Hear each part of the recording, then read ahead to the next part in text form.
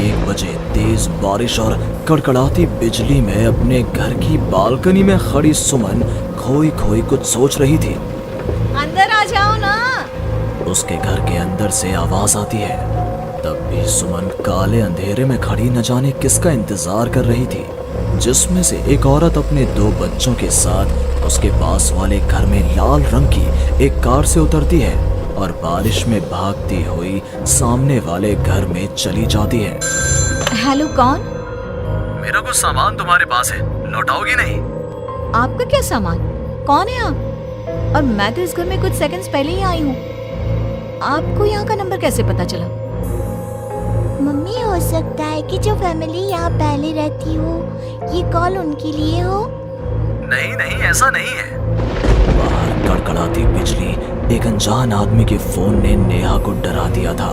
वो फौरन कॉल रख देती है। चलो बच्चों, कमरे में चलते हैं, मैं तुम्हें सुला देती हूँ। पर यहाँ इतने अंधेरे में तो कुछ भी नहीं दिख रहा मम्मी। फ्लैश लाइट ऑन करो ना।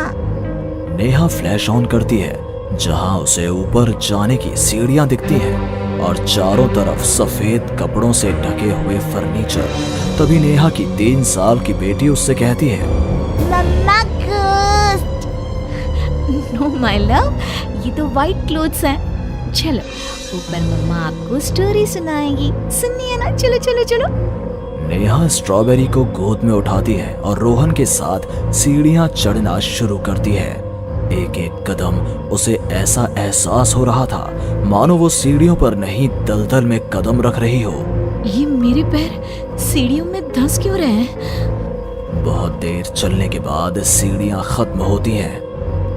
ऐसा लग रहा है मानो मैं जन्म से बस चल ही रही हूँ। जैसे तैसे थकी हारी नेहा ऊपर कमरे में पहुंचती है। जैसे ही फ्लैश बेड पर पड़ता है, वो देखती है कि उसके दोनों बच्चे पहले से ही बिस्तर पर सो रहे हैं। मेरा सर चकरा रहा है। बच्चे तो मेरी गोद में थे, यहाँ कैसे आ गए? और वो भी मुझसे पहले।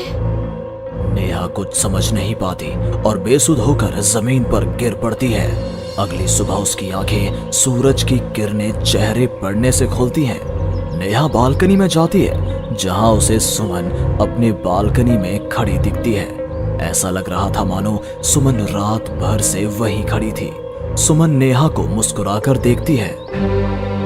हेलो, मैं यहाँ कल ही शिफ्ट हुई हूँ। मेरे हस्बैंड का यहाँ ट्रांसफर हुआ है। आसपास कहीं घर ही नहीं मिला, तब 40 किलोमीटर दूर यहाँ ये घर मिला। आप यहाँ पर कब से हैं? पता नहीं, सालों हो गए, यहाँ कोई आया ही नहीं। पर अब तुम आई हो तो राहत सी लगी। आओ ना घर पर। हाँ हाँ, क्यों नहीं, मुझे भी कंपनी मिल जाएगी। वैसे कल रात ना यहाँ कुछ अजीब महसूस किया मैंने। मैं आकर बताती हूँ। नेहा सुमन से मिलने उसके घर जाती है और पिछली रात हुए इंसिडेंट के बारे में उसको बताती है। ये तो कुछ भी नहीं है नेहा। ऐसे तो कई इंसिडेंट्स मेरी एक फ्रेंड के साथ भी हुए हैं और रोज होते ही हैं। सुमन अपनी कार में बैठी अपने नए ठिकाने की ओर बढ़ रही थी।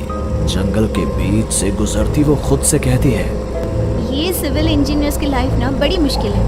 कहाँ जंगल झाड़ी में रहना पड़ेगा। कार एक घर के पास रुकती है। लीजिए मैडम, हम आ गए। आपको कुछ जरूरत हो तो मुझे कॉल कीजिएगा। मैं ये बगल वाले घर में ही हूँ। सुमन घर के अंदर जाती है। डाइनिंग टेबल पर पहले ही खाना रखा हुआ था, पानी का ग्लास भी, टीवी ऑन ही था। ऐसा लग रहा था मानो अभी अभी यहाँ कोई था या है। चलो, कंपनी अच्छी है, सब अरेंजमेंट्स मेरे आने के पहले ही कर रखे हैं। सुमन खाने की टेबल पर बैठती है, जहाँ 5 लोगों का खाना परोसा हुआ था। 5 प्लेट किसके लिए सर्व कर दिया? हाथ है। सुमन अपनी प्लेट से खाना शुरू करती है और उसी वक्त बाकी 4 प्लेटों से भी खाना गायब होने लगता है। प्रमिल, कहाँ हो तुम प्रमिल? सुमन भागती हुई अपने ड्राइवर के घर पर जाती है। सुमन क्या देखती है कि प्रमिल जमीन पर गिरा हुआ है। फर्श पर हर तरफ खून ही खून। प्रमिल के मुंह से भी खून आ रहा था। वो कराहता हुआ कहता है, मैम, यहाँ रूहें रहती हैं, ये आपको भी नहीं छोड़ेंगी। ये कहते कहते ही प्रमिल दम तोड़ देता है और सुबह के 11 बजे अचानक ही अंधेरा छा जाता है। चारों तरफ से अजीबोगरीब आवाजें आने लग जाती हैं। मम्मी आई, अरे कोई खाना देगा क्या मुझे? अरे जी सुनिए ना, प्लीज प्लीज मुझे मत मारो। पापा बचाओ, ये लोग कौन है? सुमन अपने दोनों हाथों से अपने कान को बंद कर लेती है और जोर जोर से चीखती है। अचानक एक सन्नाटा चारों ओर फैल जाता है। सुमन प्रमिल के घर से बाहर निकलती है। चारों ओर घुप अंधेरा, वो भी कुछ देख नहीं पाती और वापस अपने घर की ओर लौट आती है। इससे अच्छी तो मौत होती। ये मैं कहाँ फंस गई? मम्मा गोदी। अरे सुमन, क्या मरने वरने की बात करती रहती हो? जाओ मेरे लिए चाय बनाओ। ये कौन बोल रहा है?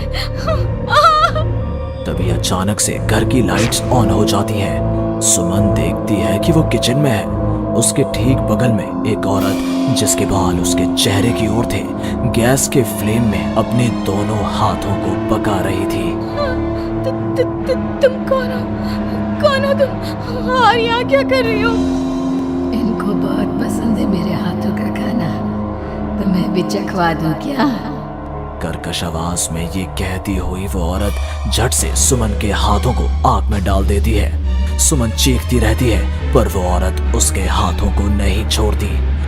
तुम्हारे पेट में एक बच्चा है ना, सुन लिया मैंने। और औरत ये कहती सुमन के पेट पर हाथ फेरने लग जाती है और उसके पेट में हाथ डालकर मांस का टुकड़ा बाहर निकाल कर खा लेती है। मेरा बच्चा। ये तो कुछ भी नहीं, उधर देखो।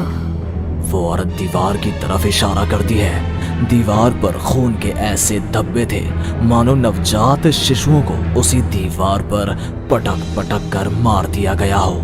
तभी वहां लगभग 5 साल का एक बच्चा आता है। उसका शरीर पूरा सफेद और आंखें काली थी। माँ, भूख लगी है। वो औरत अपने आग में सेके हुए हाथ को वहीं पास में पड़े चाकू से काटकर बच्चे को खाने को दे देती है। सुमन तो समझो अब मर ही चुकी थी। इतना कुछ देखने के बाद कौन ही जिंदा रह सकता था। अब उसका शरीर भी गवाही दे रहा था। एक कदम भी चलना मुश्किल था। वो दीवार को पकड़ पकड़ कर बाहर हॉल में आती है, जहां डाइनिंग टेबल पर 5 लोगों को बैठा देखती है। बिना सर का एक आदमी टेबल पर अपने बीवी और 3 बच्चों के साथ बैठा था। सभी सुमन की ओर देखते हैं। मम्मी, तुम मेरी मम्मी बनोगी। यहाँ हमारी जैसे बहुत से लोग रहते हैं, बहुत सारे। फिर उस लड़की का क्या हुआ? वो अब जिंदा है? हाँ, उन लोगों को एक जिंदा इंसान भी चाहिए था जिसे वो रूहें रोज मारे, रोज। पता नहीं कितनी ही रूहें हैं, आज भी 1-2 तो दिख ही जाती हैं। वो लड़की तो बस निकलने का राह ढूंढ रही है, पर वो निकलेगी कैसे? क्या कोई तरीका है? हाँ, किसी और को उन रूहों के हवाले कर देना यही एकमात्र रास्ता है। तो उसने किसे उन आत्माओं के हवाले किया? किया नहीं, अब करेगी। तुम्हें ये वही घर है और वो लड़की मैं हूँ। अलविदा नेहा।